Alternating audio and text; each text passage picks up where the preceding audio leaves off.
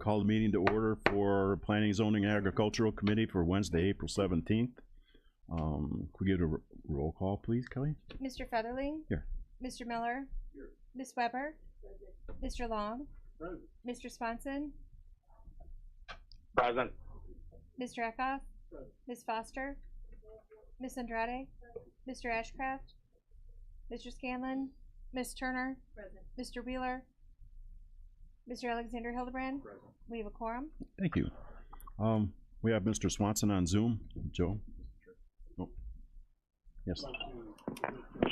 Okay. Yes. Got a motion. We get a second. Mr. Eckhoff, all in favor, say aye. Aye. You're good, Joe? You have Yes. to be on the screen to vote, though. Yeah. Okay. Yeah, I'm working on it. There's Okay. something on the camera. I'm sure you can handle it if anybody can. Okay.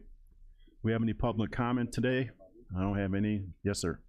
Step up there, please. There you go. Hi. My name's Aaron DeGroot with DeGroot's Vegetable Farms. Our family farms a couple miles north of St. Anne in unincorporated Witchert. We've got a special use permit application on the agenda today on behalf of our family's farm. So what we're seeking to do is to convert an existing building that we have that's been vacant for a few years into farm worker housing for our seasonal farm labor. So the parcel in question, it's about 7 or so acres. It's been used for agricultural purposes for about 100 years or so, really. We've got, it's mostly accessory structures, and then we also have a greenhouse that we use to transplant on the parcel, but would be, I know you don't take questions from me because it's public comment, but if anybody has any questions, I'd be happy to answer them. It's a process, it's a structure that's inspected and regulated by the Illinois Department of Public Health and also the U.S. Department of Labor. IDPH is about to give it the thumbs up. They told me that verbally over the phone since we've satisfied all their comments that they had on it. Earlier this month, the ZBA gave it the thumbs up unanimously, and we're looking forward to moving the project along. It's a critical component of our family's farm. Without us being able to have seasonal farm labor through the Department of Labor's H-2A program, we would not be able to engage in vegetable production. And so it's a critical component to our farm, to it continuing and being successful, and I would appreciate everybody's support on the permit application. Okay. So Thank you. Anyone else? Jeffrey? Oh, okay. Okay, everybody got the minutes on your email. Anybody have any questions or anything they want to change in the minutes? And otherwise, I'll entertain a motion to approve them the way they're presented. Mr. Eckhoff? Mr. Kurta? Ms. Weber, second. All in favor, say aye. Aye. Motion carries. Thank you. Okay, first up, we have the building report from Mr. Skimmerhorn here. Go ahead, sir. Thank you. Thank you. In your packet, you should have the building report for March 2024. That month, we issued 1 new house permit. We issued a total of 69 permits at $1.7 million in valuation and collected total fees of $21,610. Okay, thanks. Anyone have any questions about the building report? Need a motion on that, huh? Need a motion to approve it? Okay. Got Mr. Miller as the first. Who's gonna do second? Okay, Mr. Long. All in favor, say aye. Aye. Opposed, same sign. Okay, thank you. Okay, Del, we got the MS4 program going on again. Yeah, I actually have a little presentation for you guys today. Okay. For some reason, I don't have my. Oh, there it is. So every month, the committee hears me ask about the MS4 program and any issues that may be out there. And I thought it might be best if we kind of explain why we do that. So MS4 stands for Municipal Separated Storm Sewer System. And that is a program through the EPA. And it's established, the program is established to reduce and or eliminate pollution entering into our storm sewer system. So we're really not asking or looking for every little drainage issue or ponding out there. What we're looking for is, do you know of somebody who might be dumping their oil into the storm sewer system, or notice any contaminants going on or anything like that? That's really what the program is looking for, so that those can be eliminated and stopped. So that's kind of the premise of the program. It is a unfunded mandate by the EPA. For us, that started in 1999 on, there's a definition of MS4 there on the screen for you. But it started in 1999 for the smaller MS4s, and that's all based on U.S. Census Bureau definitions of an urbanized area. Somewhere around 1999, probably the 2000 census, we became large enough that we had to do this. And it is tied to our NPDES permit. So in order to keep that permit in good standings with the EPA, which allows ground disturbing construction within Kankakee County, we must do some things to keep this program in good standing. Otherwise, we can have our NPDES permit suspended, and therefore no one else could also get an NPDES permit to operate in the county. And this does go beyond county boundaries. This does affect municipalities as well. So it is very important that we do this. So what is it that we have to actually do? One of the things we have to do is public outreach, participation, and involvement, and we utilize this meeting for that. So that's why we bring it up every month. We do illicit discharge detection and elimination. We take calls for any reports and investigate them. It ends up being about 1 or 2 a year. But if somebody sees something on the water that they think shouldn't be there, we call the health department and we go out there and look at it. All inlets and outfalls going into the Kankakee River within a defined area of the urbanized area, there's 30 plus of them. I didn't count every one of them, but those, one of our officers goes out and inspects them and photographs them every year. Well, twice a year. We have to take water samples and visually look at those, look for smells, look for any contaminants, and then all of this is put into an annual report that gets shipped to the EPA once a year.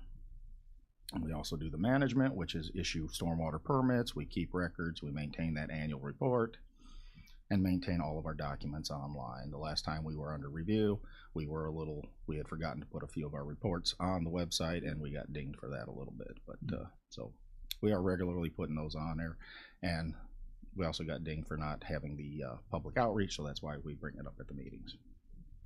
So, and of course, we ensure all projects have their erosion control measures in place, and we do post-construction inspections to make sure that they built it the way they said they would. So that's pretty much it in a nutshell. Mr. Chairman, if there's any questions, we could take. Does anyone have any questions for Del? No? Okay.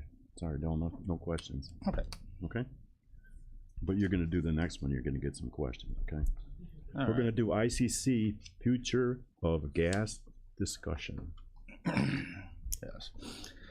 The Illinois Commerce Commission has been hosting a series of workshops to, what they say, develop a detailed action plan for future infrastructure development of natural gas, or gas utilities, not necessarily just natural gas. So far we've talked about hydrogen, propane, LP gas, and the main focus though is on natural gas. I'm a little late coming into this because they've already had 2 meetings. There's a series of 6 meetings for the workshops. The first one was a kickoff meeting that just had the future of gas considerations. These are anywhere from an hour to 2-hour meetings. But coming up on April 22nd will be meeting number 3, and you can see the schedule there for the other meetings. Following that final meeting, it'll enter into phase 2, and that's where they actually draft the report. Then they'll be accepting comments on that report and submitting the final report to the state on August 1st. If you would like to get involved, if you would like to attend those workshops, there's the web link there to get yourself signed up. That's a lot to write down, so if you just email me, I'll send it to you if you'd like. They will send you lots of emails once you sign up. I get about 3 a day. Okay, so that's what I have on. I have attended those. Most of the discussion is, it seems to be a little one-sided about the elimination of the use of these gases, and not a lot of talk about keeping them and other approaches. So, does anyone have any questions? My question would Yeah, be what? Mr. Wheeler. It's more of a statement. Dell, the master of understatement there, this is probably one of the scariest things I've seen out of the state of Illinois in my time here. There's a complete lack of, I guess, acknowledgement of where fertilizer comes from. Of the fact that peaker plants use natural gas to fire, you know, a lot of these cogen stuff that's going on out there. You know, you got cogen, you got peaker plants, it's all natural gas. To eliminate natural gas without having to be part of a natural transition that needs to happen, I don't know many people that don't really acknowledge that fossil fuels are finite, that you need to be somewhere in 50, 100 years, better to be there sooner. But this site, if you read it, the assumption has been made is that we're all throwing out our gas stove tomorrow. That's almost where they're coming from on this approach. I'm starting to realize why we had so much resistance to deliver natural gas to Hopkins Park. Because they have already made a decision to not build any more natural gas infrastructure in the state of Illinois. Or repair it. That is a frightening thought for the price of food. Yeah. 1% savings or whatever on sales tax is not going to cover off the massive jump that's going to happen. And I, to me, that's forest through the trees. I'm sure there's other people in the industry that are saying the same thing. If you ditch one without having a plan to go from A to B, or excuse me, A to Z, you don't skip all the letters in the middle. Yeah. You know what I mean? So that's my only comment. I think that this should be out there in the public for, could you back up a slide? sure. For the public comment, community feedback part of this. That's where we need to tell them the way we feel outside of Cook County. Make sense? Yeah. By the way, that April 19th, I think, is April 29th, because those were in order. Yeah, we don't have a time machine on that one, so. I've seen several commercials on TV about that the governor doesn't want to repair any existing mains that are in the ground, and it's like if they start cracking and leaking before all this takes place, it's not going to be a good thing. So, but okay, Mr. Long. You know, just to add to that comment, Kinder Morgan in the western part of the county is a huge employer, and they provide the natural gas for the whole western part of Chicago. It's a huge deal for us in this county for employment and the type of industry that they have. I'll flip to the other side of my coin, which is the farmer side. We use propane to dry our corn, and probably if you live on a farm somewhere in western and rural areas everywhere in Kankakee County, you're probably using propane to heat your home. You know, we can't get away from that. Mm-hmm. On top of that, have you seen your electric bill lately? Yeah. So done. Thank you. Yeah. So I may. Oh, Ms. Weber. I just wondered who started this? Who's behind getting rid of it?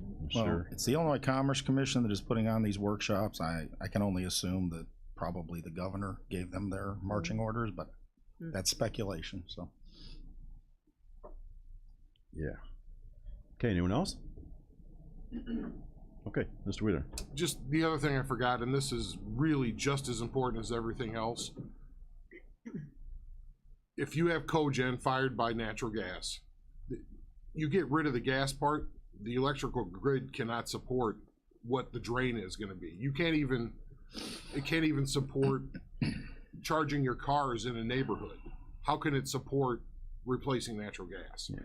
It's a noble and something we should be working on over time, but it can't happen tomorrow. Yeah. And it seems like there's a rush to judgment on this, Yeah, but for even whatever political reason. like on Thanksgiving, everybody turns their oven on to cook their turkey. That's it. If it's electric. So Okay, Mr. Long. Just one other comment. Recently, the legislature outlawed large nuclear reactors in this state. So we were set to put a second reactor in at Clinton, Illinois, and that has been thrown out the window. And we should be pursuing that. That's my opinion. I've worked with the nuclear industry for a long time. It's safe. It's easy. I don't know what we're doing here. Why we've lost our common sense about that. Yeah. We haven't, I don't think. Okay. Somebody Is that the has right lost word their to common use? sense. Okay. Let's say that. We haven't. Okay. Anybody else comes up with anything? I would urge you to sign up and sit through the workshops. And they're a couple hours long, you said? The first one was about an hour. The second one was 2 hours. So, But somewhere along those lines. okay, so it's just to watch it. You don't get the. It's a Zoom meeting. Zoom, so you It's can- on Zoom. You watch it. There is a comment screen on the side that you can ask questions and things like that. It's not super interactive, but yes, you can. So. Okay, thanks. Okay, next up we have DCEO grant update. Dell, that's you again, right? That is not me. Oh, that's Mr. Wilson. We will leave Mr. He's Wilson coming to up do front. Serendipitous? This is fun timing. So I'm here to give an update on the Pembroke Township Hopkins Park natural gas conversion project. I knew that. Of which we have received our first payment from the state of Illinois to the tune of $140,000 and some change. And we are working with the NICOR team and our vendor Glady. You remember we went through the process of selecting a vendor to do the build outs. We've selected a little over a dozen of the first customers to kind of roll out the process. And this committee will see some info coming up very soon about the full rollout of the process. But money's flowing. So it may be a little bit of one hand not knowing what the other hand's doing as far as the state's concerned. But I do want to reiterate Dell's point that being involved in this this grant that we're in now and how important it is for that community to then be also looking at the elimination of this resource. I mean, our business community, I mean, we do a lot of work over at the Alliance talking about this. The residents really need to be heard from because I mean, we're just kicking off a great project here to do what we needed to do 25 years ago. And now we're trying to abolish the use of all gas. And I think that you really have to talk about it's propane, it's methane, it's ethane, it's compressed natural gas, it's gasoline, it's so we need to have it. Is hydrogen currently. in there too? Hydrogen's in there. Yes. Fortunately, hydrogen's an alternate fuel, but I mean, it's just if you're available on that community outreach day, certainly jump on the call, flood the chat box with your questions. It's an important thing because we're just kicking off a big project here for $1 million, and I feel like we're already like doing the wrong thing, or at least the ICC is implying that. No. But the grant is going well, so that's always good stuff. That's good. Do you having any problems with the hookups or anything? Getting with people and making sure people are there? No, I mean it's about timing multiple contractors. Fortunately, outside construction is being done by NICOR staff, so the curb to meter work is being done by our teams on a third party. They've been very heavily coordinating with Glady to make sure once the meter is installed, we can kind of roll out. The big thing right now, if we're going to run into anything, will be we allocated under the grant a certain amount of funds for each household. We need to really roll out, because this was an estimate that we did with NICOR 2 years ago. We need to make sure we've got enough funds. I don't want to come back and find out each house is going to be $10,000 to convert. We didn't account for that much. But that'll be something certainly. We figured there would be kind of some fits and starts in starting the process when you're talking about converting 250 homes. It's a very complex endeavor, and there will be some substantial reporting that gets involved in that. But I would say this is still kind of the honeymoon. The check came through the comptroller's office. We were really excited about it, and now it's time to do a bunch of work. So, well, I'm sure they won't all be the same. So if you come up with every one of them is going to be different. Yeah. Every single house will be different. Every single person will be different. So dealing with them too. So Anyone have any questions? Ms. Foster? I just wanted to make a comment. I do know that there have been about 4 or 5 residents who have gotten their meter put on their house, so we're very excited about that.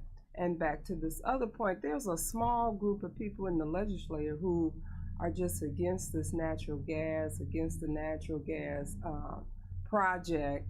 And one of the people who are spearheading this, I guess her grandmother lived in Leesville area, and I know she had put out this booklet about, you know, don't use natural gas. So it's just a small group of people, but you know, it has gotten the ear of the governor. So we have to fight that. So Dale, if you can give me that email address, so myself and Mayor Hodge and Supervisor Payton, we can call in. Yeah. Del, can we get you to do that like on a PZA email, or? I will send it out Actually, as soon as the whole county board should probably get it out with them. I will send it to Kelly, and she can send it out to all of you. Okay. Good. Okay. Thank you. Okay. Anything else, Ben? That's all? Okay. Thank you. Oh, Mr. Wheeler. Just in all fairness, if you feel differently, you can also submit a comment to the contrary of that, and you agree with what they're doing. It seems like most in what we do here with agribusiness and the ties we have to industry, most here don't. But if you do, then you can do that too. Yeah.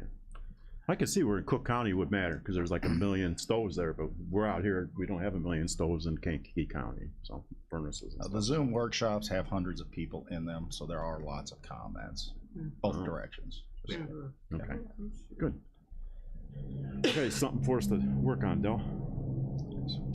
Okay, next up we have in zoning here, we have ZBA case 23-14, request for a variance to section 121-281 B3, accessory building height in the R1 single-family residential district on a parcel generally situated in section 22 of Otto Township. Petitioner is James Coughlin, owner and applicant. Okay, Del? All right. Mr. James Coughlin owns the property just off of River Road, highlighted in red on the map on the screen.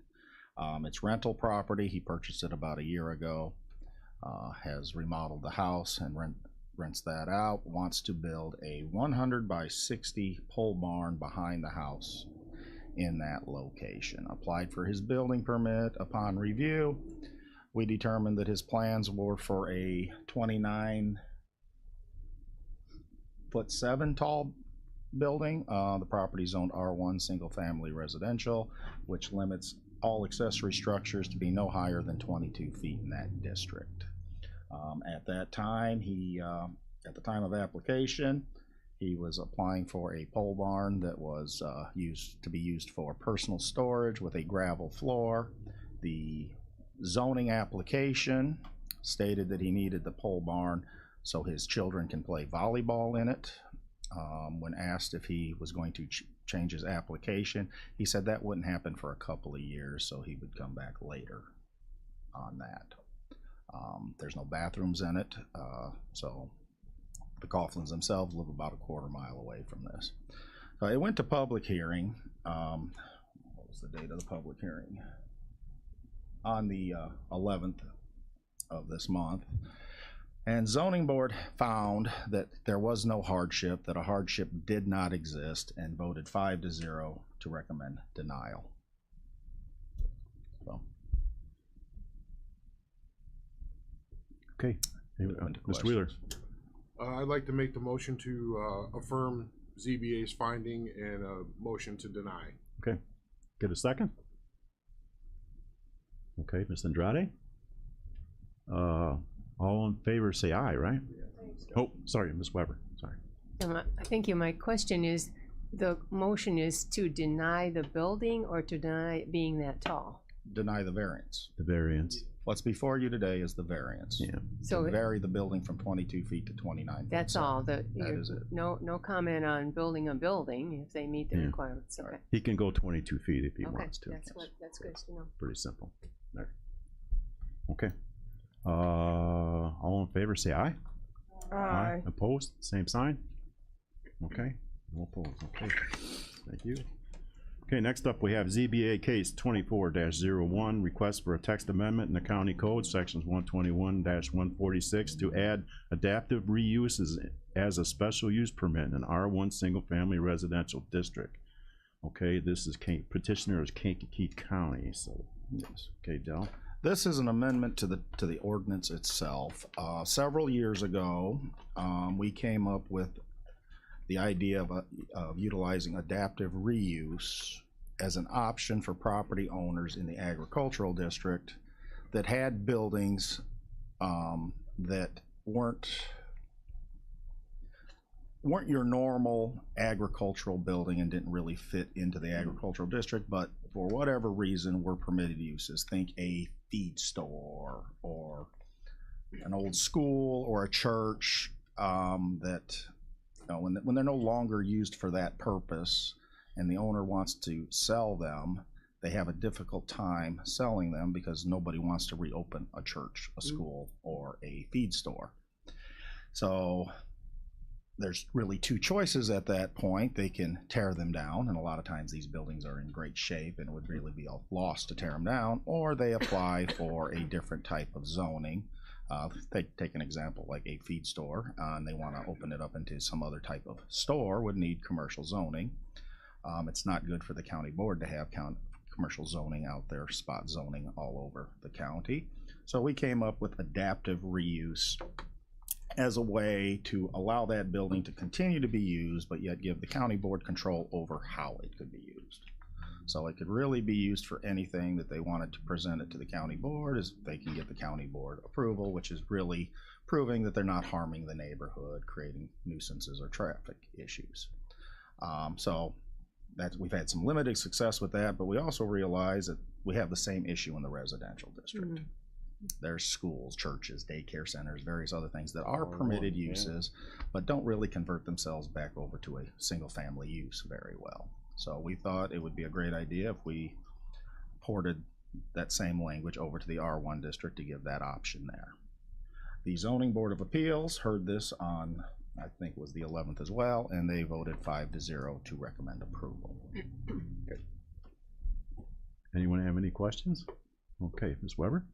Thank you. I just wondered how often this comes up. It comes up in our office periodically, I guess. It just depends on the building. You really don't see it because usually we tell them you can't do that or you have to rezone, and the likelihood of getting a commercial rezoning is residential area, is slim, and they usually don't come back. So this would give them an opportunity to do that. One example I think was we no longer do zoning for Reddick, but the old school in Reddick. Mm-hmm. Okay, what do you use that massive building for? Certainly not single family residential. So could be an apartment building, could be a flea market, could be a antique store, but none of that's allowed in the R1 district. So in this scenario, the county board would get to decide whether that's an appropriate use. So each one will come back and go through the process. It would be a case-by-case basis. They would go through the process. And if that owner wanted to sell it and and use it for something entirely different than that, they'd have to come back and get new approvals. Yeah. Okay, because the zoning itself didn't change, just a special use permit. Do they have to have the zoning changed to list it then? I'm not following you. Like you were saying that they could use the building, repurpose the building, and they list it. They have to change it before they can do that for it. But if you wanted to list it for sale as available to do that, can they list it for sale, or they have to have the zoning? I'm not a real estate agent, so I don't know the ins and outs of that. Yeah. I can tell you that the underlying zoning does not change. Okay. And without a special use approved by the county board, the use is not a compatible use with our ordinance. Okay. Any questions on that one, Mr. Wheeler? How does this intersect with comprehensive plans and our ability to defend decision making? It is in terms of rural business, commercial. Is that something that needs to be addressed in a comp plan? Or does the comp plan defend our decision to say we want these types of businesses but not these types of businesses? I think it's more of a tool to clean up areas that you don't really have a lot of other choice with. Your plan, normally a comprehensive plan is going to say, we want commercial here, we want residential here. And what we're talking here is that this building would presumably be in the residential district, not necessarily where the county board wants commercial. Okay. But also usually comprehensive plans do talk about environmental issues, like we should try not to tear down buildings and try to reuse them. You know, that's good, keeps things out of the landfill. Reduces energy consumption because all those building materials had to take energy to be built and created, the energy to build the building itself. So, you know, in those regards, it would be in our comprehensive plan that would be a good idea. Also, you know, utilizing land to its highest and best value, that building would need to be utilized that way. So in a loose terms, yes, it would fit into your comprehensive plan, and I could certainly make arguments for that. Sure. And then the reason I ask is we have the land bank, we have this. It seems like they could be maybe in concert, but most of these buildings were already probably not on the tax rolls because they were non-for-profit, like a church or something like that. But you know, I see it being part of what we're doing, trying to get these buildings back inhabitable or in use, rather than just sitting boarded up or falling apart in the rural part of the county. Right. When that Seems happens, like it makes sense. Yes, sir. When that happens, it just becomes a nuisance. It attracts graffiti Empty buildings are and not good. vandalism and various other things. It's just not good for anybody. And actually probably brings down the tax base value of the area. So this is a way to get it utilized and still be able to use that building in a safe and efficient manner without harming the neighborhood. That's where the county board comes in. It will be your job to determine that it's not going to cause harm to allow that use there. There's one that I can think of that we had, I don't know, it was a long time ago when they, in DeSalm, where they converted the little church on County Highway 9 and DeSalm Road. There, they did that, repurpose that little church there. And, but what are we gonna do with these bigger churches if they start leaving them set? Well, that's just that's sort of what prompted this. There's one on Illinois Route 113 over in Limestone Township that I don't know why the church is no longer utilizing it, but it's for sale. I think somebody actually did buy it, but had a lot of calls about various other things they wanted to use it for, and I had to keep telling them, no, you can't. You would have to rezone. You wouldn't want None of them came back. You wouldn't want a convention center in a residential neighborhood or anything like that. Not necessarily, but maybe you would. One of the ideas there was some type of a retreat. They wanted to use it for some kind of, I think it was marriage counseling retreat, where they would stay there and be counseled for a week or something like that. Our residential ordinance does not allow that. They would have had to rezone to commercial or something of that nature. So under that scenario, if they wanted to apply for this special use permit, they would bring it forward. Zoning board would hear it, take all the evidence. County board would decide, okay, well, it doesn't necessarily fit our ordinance per se, but it's not going to harm anybody, and the building is capable of supporting it. And you'd approve it. If you thought that it was going to be something else, to say it's a wedding venue in the middle of a residential district and it's going to create a lot of traffic and noise, maybe say, no, not this time, guys. Okay. Anyone else have any questions? No? Okay. Okay, Del. Next up we have, well, we got to have the vote, sorry. I didn't put a check mark there. We had a motion to approve.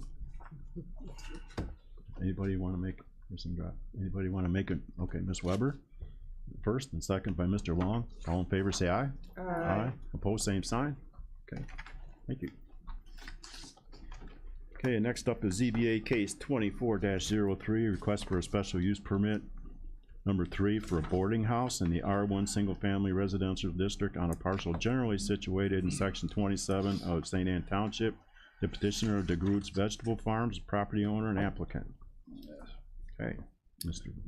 Okay. DeGroot Vegetable Farms has requested a special use permit to convert the building to the left with the arrow on it there, on the parcel highlighted in red, to a boarding house for the purpose of housing migrant farm workers for their farming operation.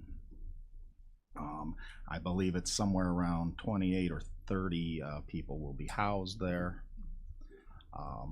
They testified that they work with the USDA and Department of Labor to obtain their workers, which are vetted and have background checks and that sort of thing. There is a plan in your packet of what the proposed interior of the building would look like, and it's basically 2 bedrooms. A few of the rooms have 3 beds in it. Common shared bathroom facility, laundry facility, kitchen, and living area. These workers do not own cars, and DeGroot Farms provides a bus to take them where they need to go for medical or shopping or whatever that case is. Because of that, the zoning board did feel that the parking requirements as outlined by our ordinance, which would require them to have up to 35 parking spaces for this facility, were excessive. So they did place a couple of conditions on this, and I'll go ahead and read those to you. That did not carry over. Hang on just a sec. Oh, that was the staff report. Okay.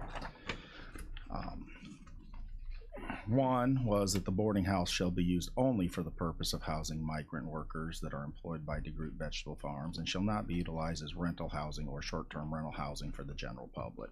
One of the fears is that for the board was that if this was no longer utilized for farm housing, that it might turn into an apartment building or some kind of transient housing. So that condition prevents that.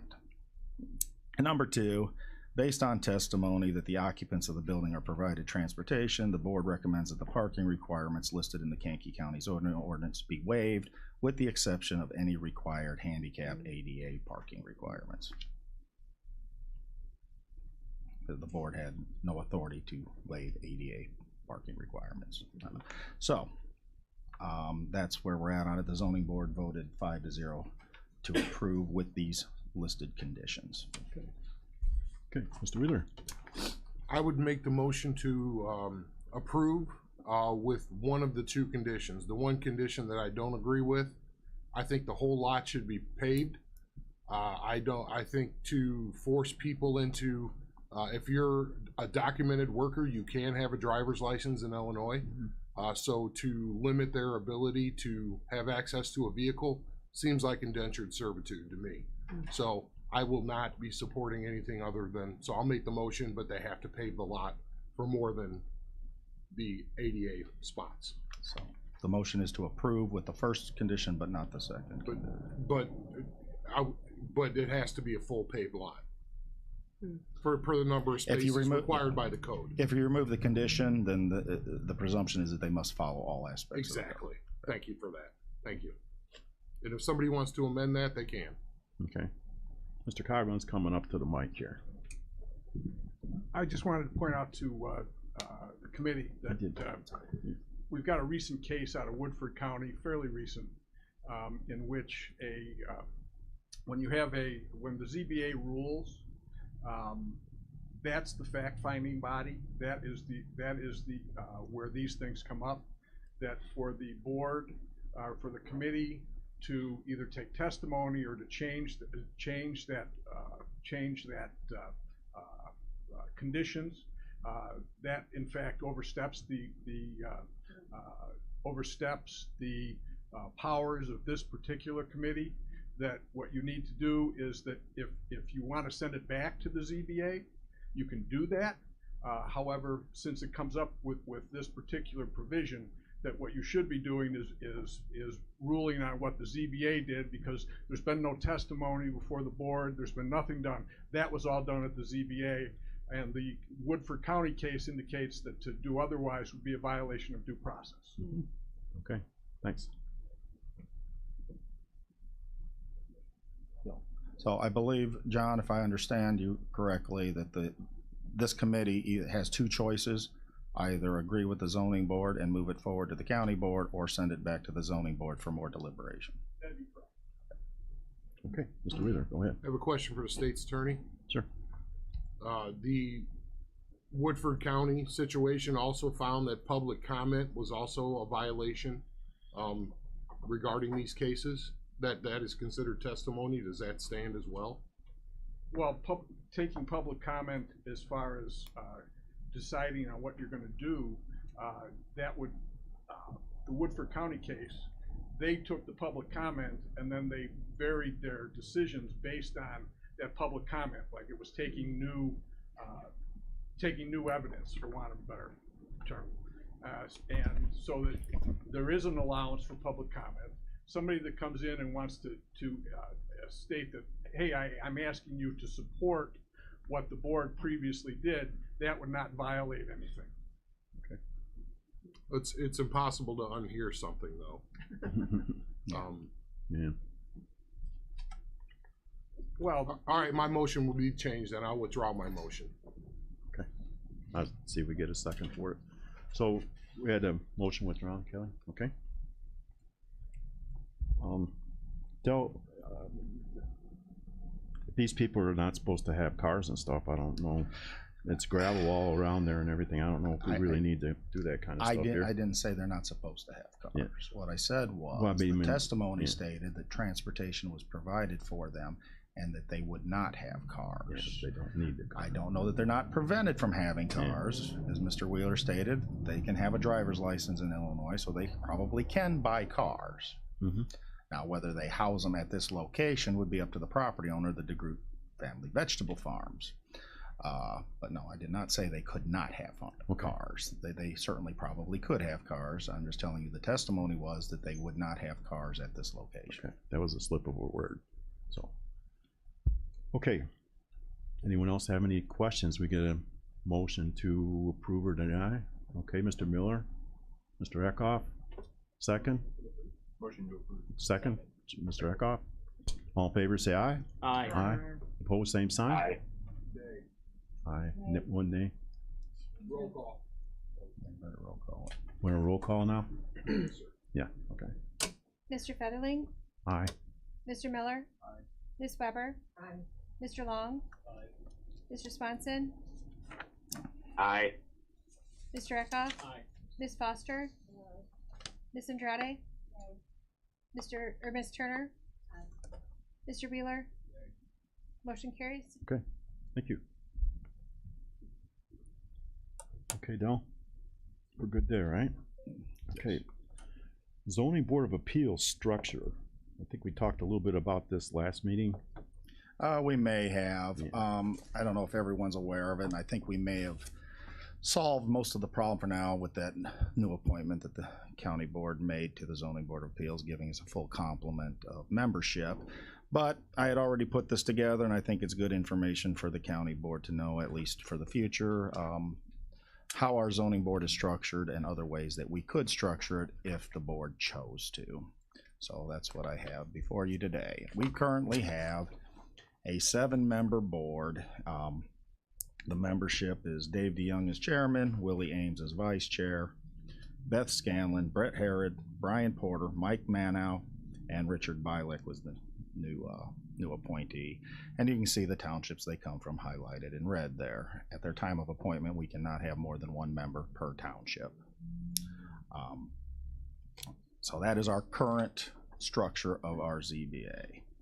And let's talk a little bit about actions that they are required to hear: map amendments, text amendments, special use permits, variances, and appeals to administrative decisions. Those are what they are charged with conducting public hearings for. Now, the state statute, though, allows for 4 different methods of structuring your zoning board of appeals or your hearing authority. One is a 5-member board. Another one is a 5-member board, but also has 2 alternate members that only are involved if one of the 5 members cannot show up. That one there has some advantages because you've always got somebody to fill a role, and you're also always training your next zoning board of appeals full member, because you would have 2 alternate members. 7-member board, which is what we currently have. I do not know why the county board in 1967 chose that route, but that's what they did. And the 4th is a hearing officer, that basically you have 1 person who hears the hearing. Okay.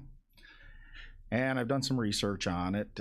You can choose to mix both a zoning board and a hearing officer. Some counties do. Some counties only let the hearing officer do special use permits and variances, whereas rezoning and text amendments go to a zoning board of appeals. And you can mix and match that any way you would choose. So there is some hybrids that you could do there. It seems a lot more complicated, and I'm not sure why you would do that, but you could. So you could decide which authorities of those previous types of actions you would want them to hear if you went some type of hybrid situation like that. I think personally that just complicates it with too much, but anyway, you can do that. Some counties do. Okay, so let's look at the 7-member / 5-member board. All are appointed by the county board. With the 5-member, you can add 2 alternative members. The alternates only serve in the absence of a member. Whoever has the most time on the board gets priority for selection of those 2 people. And those alternate members are continuously in training to become full members. Although the downside of that is if none of the other members are never absent, then those people never get training. Although I think, if you wanted to go that route, I would probably require those members to be in attendance anyway, just to learn how the process works. And of course, you pay them just like you would for the 7-member board. They still all must reside in different townships, and their compensation is usually, and ours is, per diem plus mileage for travel to and from the meetings and to and from any site visits. The one that's different is the hearing officer. That's usually established by resolution or ordinance. They can take all or some of the actions from the zoning board of appeals up to the county board to decide that. Noticing of hearing is identical, location of a hearing is identical, and it's governed by the same standards as the zoning board of appeals and will act in the same manner. They render a written recommendation to the county board, which is your finding of fact report, just like ZBA does. Any actions that are denied by the officer requires a 3/4 vote of the county board to be overturned, very similar to the same way the zoning board of appeals. And the appointment in the statute says on the basis of training and experience which qualifies them to conduct hearings, make recommendations or findings of fact and conclusions. Typically, it is an attorney. Okay, typically a hearing officer is an attorney. Several counties throughout the state do utilize a hearing officer. Some of them even utilize them in a hybrid situation. So yes, generally it is an attorney, and the hearing officer is chosen by an RFQ based on qualification. From what I can gather, the average pay for a hearing officer is $750 per hearing night, but that includes all travel and all expenses, so it's a flat rate of around $750. In comparison, we currently pay our ZBA members $50 per hearing night, so that's $350 per hearing, plus their mileage to the meetings and for site visits. In either instance, a court reporter would be used to keep the record, so that expense stays the same. So I kind of put a little comparison chart together to show that, and I don't know if we need to go over the whole thing, but cost per hearing, it's obviously with a hearing officer costs more, with a 5-member ZBA costs less. The 5 + 2 or the 7 costs about the same as we currently are. A number of people hearing the case, one of the drawbacks of a hearing officer, it's one person. They may be a knowledgeable and qualified person, but you're still getting only one person's opinion. Process is basically the same. The need for a court reporter is the same. I think under the zoning officer situation, the staff time goes up. Staff would actually be presenting their staff report as a participant in the actual hearings themselves. That's what I've gathered and what I've seen. Some advantages, 5 + 2 is less expensive. Somebody's always in training. Kind of lessens, I said no quorum issues. I don't think it eliminates that, but it certainly reduces that. In that instance, you only need 3 members in concurrence, not 4. The 7 or 5 + 2, or yeah, the 7, or more people hearing a case, that's certainly an advantage. So you get more opinions and broader representation. The hearing officer, most expensive, but from what I've gathered from talking with people is that it should take the patronage and politics out of the process, and there would be no quorum issues with that because only one person is required. So I think you see the disadvantages there. Less people hearing case, quorums can be an issue. Zoning officers expensive and less representation. So I am not advocating for any. This is really just for information for the future in case we needed to do that. Some of the counties with hearing officers, McHenry County, ZBA here in that case, that's a hybrid. Hearing officer only hears variances, and only variances when they're not associated with another action. If you're asking for a rezoning and a variance, that goes to the ZBA in its entirety. So it's a little weird there. DeKalb County, hearing officer hears all actions, and there, in that instance, has final authority on variances for bulk regulations and administrative appeals. So the county board never even sees those cases. So it wouldn't even come back here or go either way. I don't know that I'd agree with that either, but that's how they do things there. And Whiteside County, the hearing officer hears all zoning action and has final authority on bulk regulations and administrative appeals as well. So those are some of the ones that do that. I put this together as the typical hearing officer process. I don't know that we need to go over that in its entirety. Basically, the process is about the same. Some of the differences is the staff would actually be a participant in the hearing process and speak about its staff report, whereas now we just deliver the staff report to the zoning board and they're expected to hear it, and we only participate if they have questions about that staff report. The rest of the process is the same as far as PZA and county board's approval, depending how it would be structured. And here's a testimonial from Susan Stickle of Whiteside County, who thinks the zoning hearing officer is the best thing since sliced bread. Okay, she has said it has reduced their number of variance requests. Anybody who's thinking that they know somebody on the county board and could get it approved usually walks away and doesn't even come back when they find out there's a hearing officer, according to her. So she does like the process, says it's a lot more streamlined. So you can read that for yourself if you'd like. I can certainly make this available. But I actually talked to her and she sent me that, so I went ahead and put it up there for you. Okay, good. Okay. So that's for information purposes. If we need to pull that trigger or want to head in that direction, the board certainly could. I think I was there 13 years. I think it only happened one time. So that goes all the way back to the 60s, right? With the zoning ordinance, right? Zoning ordinance was first adopted in 1967. So that's when you started with the zoning board of appeals, the way it is now. I don't know that.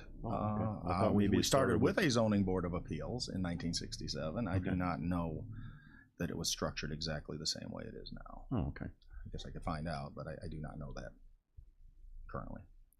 Well, we'll see how that goes for a little while with the new member and see if we can get people. We had 5 at the last meeting, right, Bill? We did. We had 5. So we could have had 6, so that's pretty good. We had 5 out of 6. Yeah. Now we have a 7th member, so hopefully we'll be good. But we went 2 months without a quorum, and that's too far. Yeah, that does hurt people's due process. And then to reschedule a meeting to make up for that is really hard to do too. Yes. When we have to cancel a meeting, there's expense to that. Because some people will go, well, why don't, if you have to cancel a meeting, why don't you schedule it sooner and instead of making them wait? But that's not the way it works. So I'm along with staying with the way it is now. Does anybody else agree with that? Not only expenses for us when a meeting gets canceled, there's expenses for the applicant. Yeah. They have to show up. They have to pay their attorney again if they have one. There's expenses. Yeah. Okay. Anyone have any questions on that? We talked about it last time, but I think we might have rectified the issue. Okay. Next up, we have GIS. We get a motion for this stuff, all this stuff. We get a motion to combine and approve digital ortho image requests for proposals, reappointment of Lori Gadbois to the GIS, reappointment of Greg Hayden to the GIS, reappointment of Eric Blair to the GIS, reappointment of Timothy Nugent to the GIS, and reappointment of Craig Long to the GIS. Get a motion to combine and approve. Okay, Ms. Weber? Get a second? Mr. Law. Okay, okay. Mr. Miller. Okay. All in favor, say aye. Aye. Opposed, same sign. Okay, that's all we have. Oh, there's some on the back. One more. Haven't had a two-pager in a while. Okay, transportation, Mr. Wilson. FTA Section 5311 compliance policy. He's got his computer. Gonna be a while. Yeah, I'll try and be quick on this one. So we recently had our 5311 compliance review with the state of Illinois and their vendor, and we received some minor findings, and one of them was that we don't have a procedure for compliance. So I shared with this committee an outline of what's in our current grant agreement as far as the requirements are concerned. We're happy to put I don't want to necessarily, I had Michelle put policy when we built the agenda, but I don't think we want policy necessarily as much as a procedure. But I'd like to bring to the state that we've reviewed and kind of codified, although it's currently in the grant agreement, so we've already codified it. Every year we sign it. When the chairman signs this, you authorize him to sign it. We say we'll do these things. I think what happened here was, if we receive your Title VI policy was out of date, then they look at me as the PCOM and say, well, you're going to get dinged because you didn't notice the Title VI policy was out of date. Okay, so it's like two findings for one. So we updated our Title VI policy at the last committee meeting to include the four-factor analysis. Now this is kind of another step in making sure that we're more compliant. So we just want to kind of make sure that we have it in written form to ensure that if the state asks, we can say, yeah, we've got a procedure for that. Here it is. The board's reviewed it, and we kind of go with that. Okay. That's all? That is all. You brought the computer up? Well, in case anybody has any direct questions about what's in the procedure, and so the way it's written, obviously, maybe stepping back, we do not spend any money through finance or this board that is not fully approved by any contract executed between us and the state of Illinois. I do not forward any of those for payment prior to reviewing for completeness any of those requests. We do all of this already. But there are other pieces to that as far as the public transportation plan, the access and list of current vendors, HSTP, stakeholders, things like that, where if there were any questions from this committee about those types of things, I wanted to have the document in front of me. Okay. Anyone have any questions for Mr. Wilson today? Sorry, Ben. That works for me. Okay. Thank you.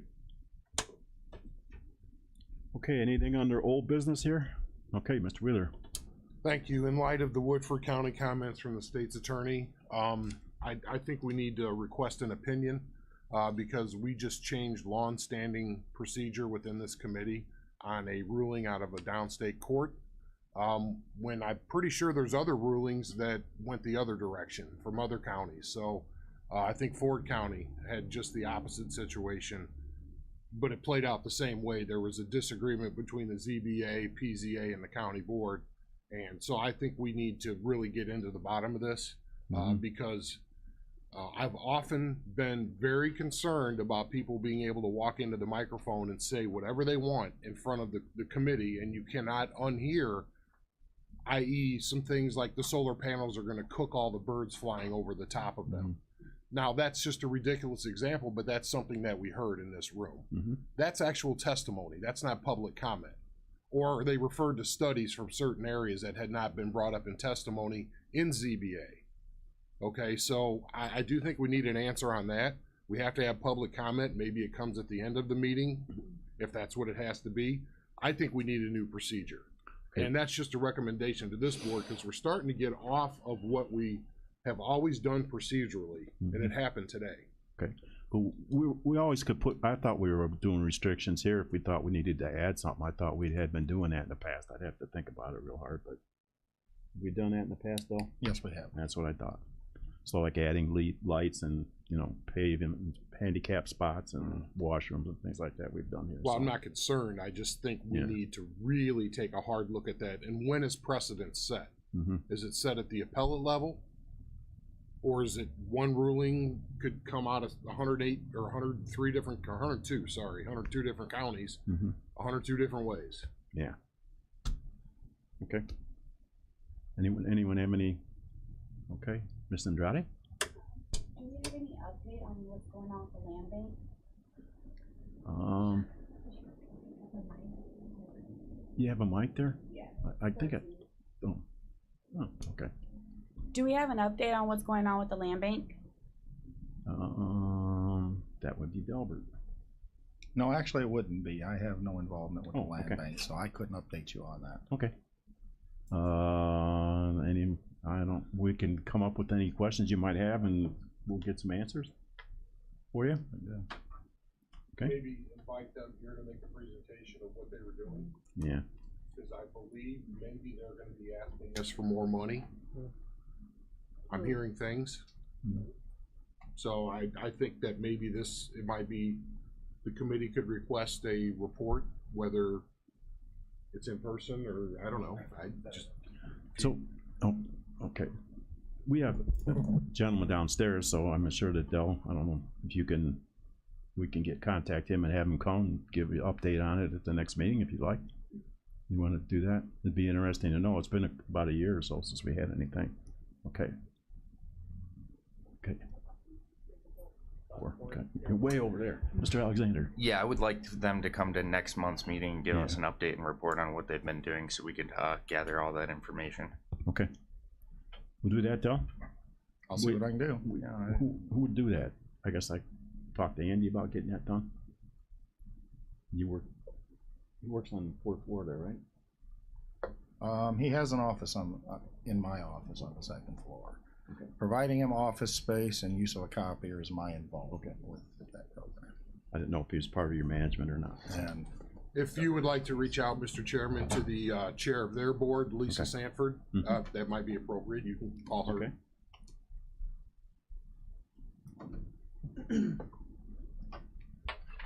Okay, well, Mr. Andrade, we'll make sure we have that next meeting if we can get someone here for next month. Otherwise, if we have to wait another month or so, we'll see how we do. But the month's notice is plenty of time, usually, for everybody, so. Thank you. Okay, anyone else? No? Okay, barring none, Mr. Eckhoff. Motion to adjourn. Get a second? Okay. Ms. Turner, all in favor say aye. Aye. Opposed, same sign.